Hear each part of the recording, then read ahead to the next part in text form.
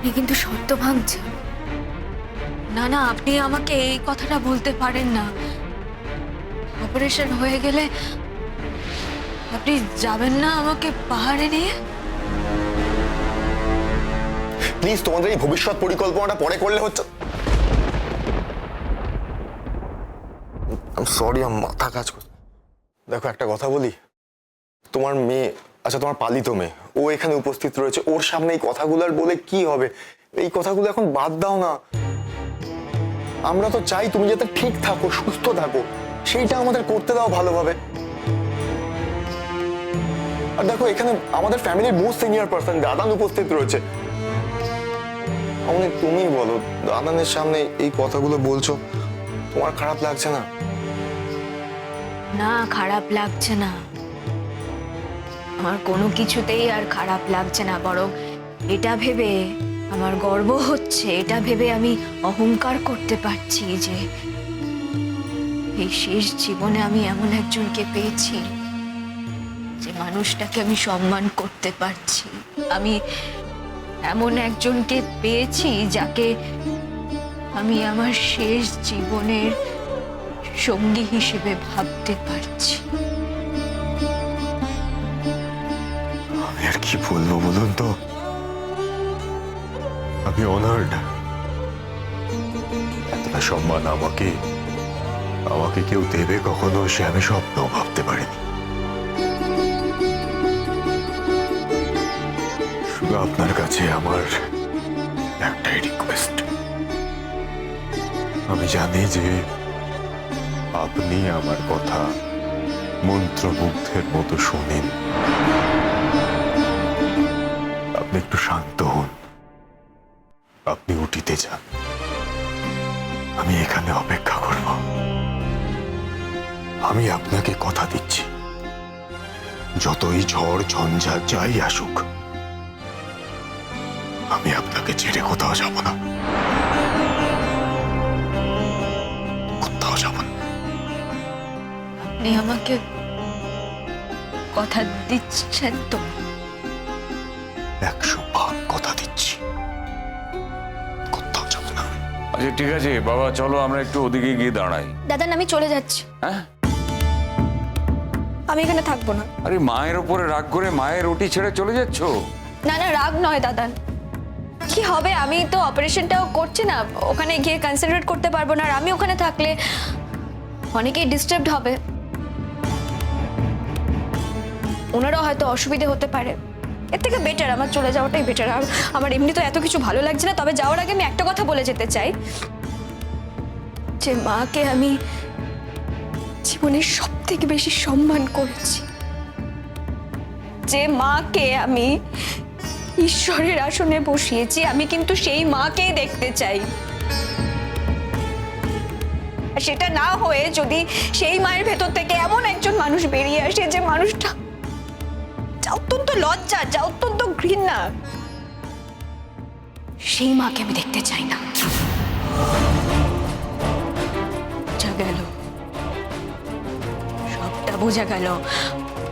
ও বলতে চাইছে অপারেশন টেবিলে যদি আমার মৃত্যু হয়, তাহলে ওই সব থেকে বেশি খুশি হবে। মাম্মা, রেশমি, তুমি আজকে তোমার মাকে এই প্রতিদান দিলে, এটা শুনুন, আমি কিন্তু আপনাকে শেষবারের মতো বলছি, আমার আর আমার মাম্মামের মধ্যে আপনি ইন্টারফেয়ার করবেন না। এটা আমার আর আমার মাম্মামের ব্যাপার। আমি জানি এটা তোমাদের মামের ব্যাপার, তাও বলতে বাধ্য হচ্ছি, এটা ঠিক করলে না। আমিও তো একটা মানুষ, রক্ত মাংসের মানুষ। আমি হয়তো অনেক কিছুই বলতে পারছি না, কিন্তু এটা ঠিক হলো না। মানে এই কথাটা বলে আমাদের সামনে তুমি খুব খুব অন্যায় করেছো। অন্তত তোমার মনে যাই থাক, আমাদের সামনে এই কথা আর কোনোদিন বলবে না। দাদা, আমি বলি একটা কথা, দেখো ওর ভেতরে তো খুব কষ্ট হচ্ছে না, ও অনেক কিছু ঝড়ঝাপটা সহ্য করছে, ও কিন্তু এগুলো বলতে চাইছে না। মানে ও মুখে অনেক কথা বলে ফেলছে, ওর মুখের কথাটা প্লিজ ধরো না, ছেড়ে দাও। আমি যদি ভালো থাকি আর তাতে যদি ও কষ্ট পায়, তাতে যদি ওর এত অসুবিধা হয়, তাহলে আমি ধরেই নেব আমার আমার মেয়ে হওয়ার কোনো যোগ্যতাই ওর কোনোদিন ছিল না। মামুনি, এটা কিন্তু রীতাভরি।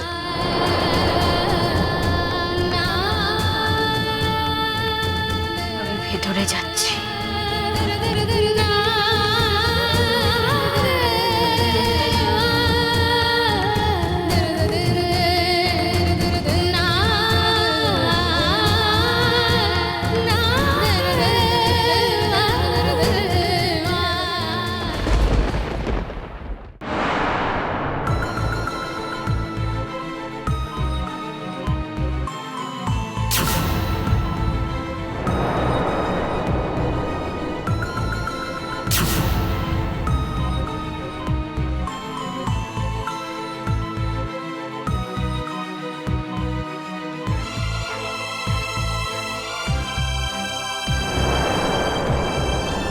স্যার, অপারেশনটা সাকসেসফুল, রাইট? হ্যাঁ, সাকসেসফুল। তবে বেশি দেরি করলে কিন্তু বিপদটা বাড়তে পারতো। এনিওয়ে, অপারেশনটা খুব টাইমলি হয়েছে। স্যার, অনেক দিন ধরে ওনাকে রিকোয়েস্ট করছিলাম, উনি কিছুতেই রাজি হচ্ছিলেন না। স্যার বলছি, এই অপারেশনের পরে কি ওনার লাইফে কোনো রেস্ট্রিকশন হবে? রেস্ট্রিকশনে তো থাকতে হবেই, তবে কিছুদিনের মধ্যে নর্মাল লাইফ লিড করতে পারবেন। কেন, একটু চা খাও।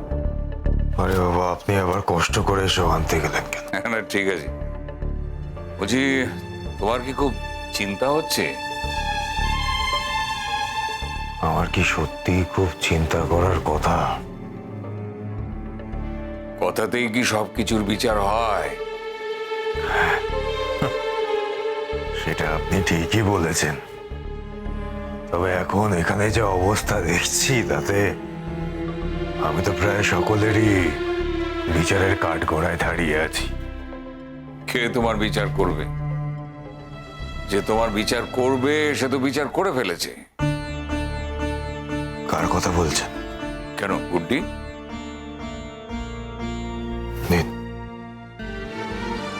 দেখুন, আপনাকে বললে হয়তো আপনি বুঝবেন। ভদ্রমহিলা খুবই লোনলি তো, এত বছর ধরে কোনো একজন মানুষকে মনের ভেতরে ধরে রেখে দিয়েছে। হঠাৎ করেই আমার সঙ্গে ওনার দেখা হওয়াতে উনি একটু স্বস্তি পেয়েছেন, এতটুকুই। ও যখন অনুজের সঙ্গে মিল খুঁজে পেয়েছে, আর ও যখন একবার মুখ ফুটে বলেছে যে তুমি অনুজ, তখন আমি জানি ও বলার জায়গা তৈরি করেই বলেছে, এবং নিশ্চয়ই ওর কাছে কোনো সূত্র আছে। দেখুন, কোন রকমের সূত্র থাকুক বা না থাকুক, আমি অনুজ হই বা না হই, তারপরেও একজন অচেনা অজানা মানুষের জন্য উনি যা করছেন, এবং সত্যি কথা বলতে গেলে আমি কে আমি তো জানি না। সেখান থেকে আমি তো এটাই ধরে নেব যে ওনার কাছেও আমি একজন অচেনা অজানা। তাই এর পরেও উনি আমার জন্য যা করছেন সে আবেগটাকে আমি সম্মান করতে চাই। আচ্ছা, তুমি এত আর্টিকুলেট, এত গুছিয়ে কথা বলতে পারো, তোমার কি একবারও মনে পড়ে না তুমি কোথায় ছিলে, কিভাবে ছিলে? আচ্ছা, একটা সত্যি কথা বলো তো, তুমি কি পরীক্ষা করতে চাইছো যে এই জীবনে ফিরে আসার পরে মানুষ তোমাকে কিভাবে অ্যাকসেপ্ট করছে? তুমি কি এইভাবে মানুষকে পরীক্ষা করতে চাও? এসব আপনি কি বলছেন? আমি কেন জাজমেন্টাল হতে যাব? অনেস্টলি স্পিকিং, যদি আমার সত্যি একবারের জন্য কিছু মনে পড়তো আমি বলতাম। ধরো যদি এমন হয় যে তোমার অন্ধকার একটা অতীত আছে, মানে